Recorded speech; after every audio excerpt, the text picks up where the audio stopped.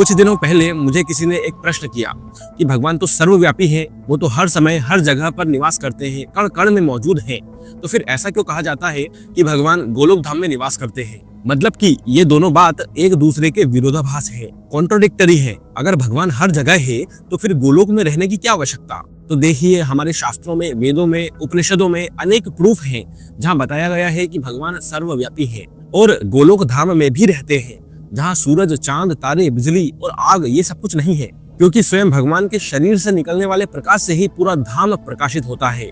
श्वेताश्वतरो उपनिषद के 6 अध्याय के 11वें मंत्र में कहा गया है, एको देव सर्वभूतेषु गूढ़, मतलब एक ही भगवान सबके भीतर छुपे हुए हैं। और फिर उसी श्वेताश्वतरो उपनिषद के 4 अध्याय 6 मंत्र में कहा गया है, सर्वव्यापी सर्वभूतांतरात्मा, यानी वो सर्वव्यापी है और सबकी अंतरात्मा है। गोलोक धाम का वर्णन जो वेदों में है वो इस प्रकार है। श्वेताश्वतरो उपनिषद के 6 अध्याय के 14वें मंत्र में लिखा है, न तत्र सूर्यो भाति न चंद्र तारकम, नैमा विद्युतो भांति कुतो यमग्निः, तमेव भांतम अनुभाति, सर्वम तस्य भाषा सर्वमिदं विभाति। इसका मतलब क्या है कि भगवान के उस गोलोक में यह सूरज नहीं चमकता, यह चांद नहीं चमकता, ये तारे नहीं चमकते, यहाँ बिजली नहीं चमकती, तो फिर इस आग की बात तो क्या करें? वहां तो स्वयं भगवान ही प्रकाशित होते हैं और उन्हीं के प्रकाश से सब कुछ प्रकाशित होता है। और ये मंत्र सिर्फ इस एक जगह नहीं है, यह मुंडको उपनिषद के 2 अध्याय के 10वें मंत्र में भी है। इससे पता चलता है कि ये मंत्र कितना महत्वपूर्ण है। मुंडको उपनिषद के 3 अध्याय के 2 मंत्र के 6 भाग में लिखा है,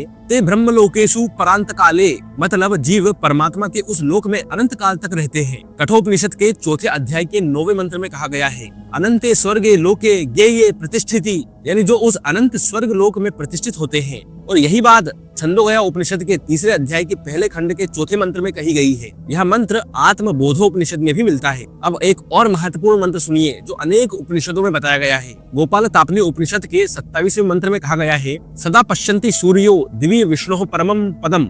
इसका अर्थ है कि विद्वान लोग सदा विष्णु के उस परम पद को देखते हैं। यह मंत्र इतना महत्वपूर्ण है कि ये अनेक उपनिषदों में दिया गया है और इससे हमें पता चलता है कि भगवान विष्णु का अपना एक लोक है। और वहां जाने पर क्या मिलता है? सुभालो उपनिषद के 6 अध्याय के 7वें मंत्र में कहा गया है कि वहां जाकर सदा के लिए दिव्य आनंद और प्रेमानंद प्राप्त होता है।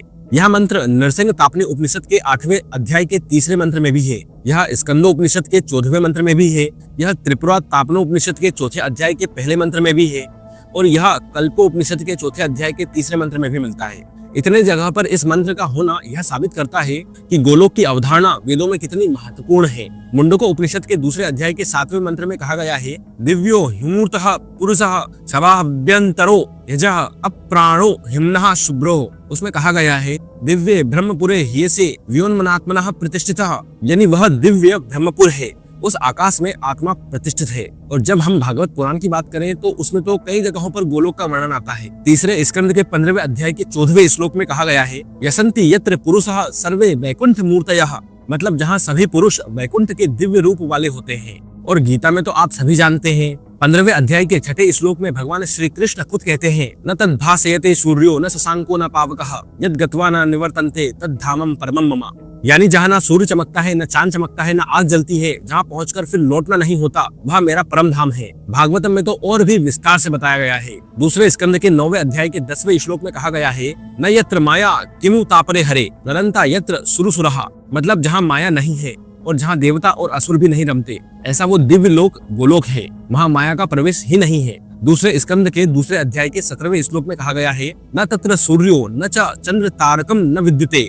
यहाँ फिर से वही बात बताई गई है कि वहाँ पर ना तो चांद है, न सूरज है, न ही बिजली है। और 4 स्कंद के 12वें अध्याय के 36वें श्लोक में कहा गया है, यत्र राजमानम सुरुचा सर्वतः। इसका मतलब है कि जो सब तरफ से भगवान की इच्छा से अपने प्रकाश से प्रकाशित होता है वो गोलोक, वहाँ सूरज, चांद, ये सब मटेरियल चीजें नहीं जा सकती, ऐसा वो दिव्य लोक है। तो दोस्तों, अब आपको यहाँ पर समझ आ गया होगा कि भगवान सर्वव्यापी होते हुए भी उनका एक अपना दिव्य लोक है। यह दोनों बातें एक दूसरे के विपरीत नहीं है, बल्कि एक दूसरे की पूरक है। भगवान हर जगह है, हर किसी के दिल में है, यह उनका सर्वव्यापी स्वरूप है।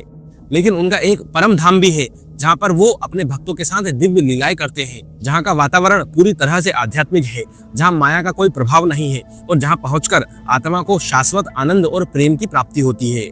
इन तमाम ग्रंथों में बार बार इन मंत्रों को दिखाया गया है ताकि हम समझ सकें कि हमारे जीवन का परम लक्ष्य क्या होना चाहिए।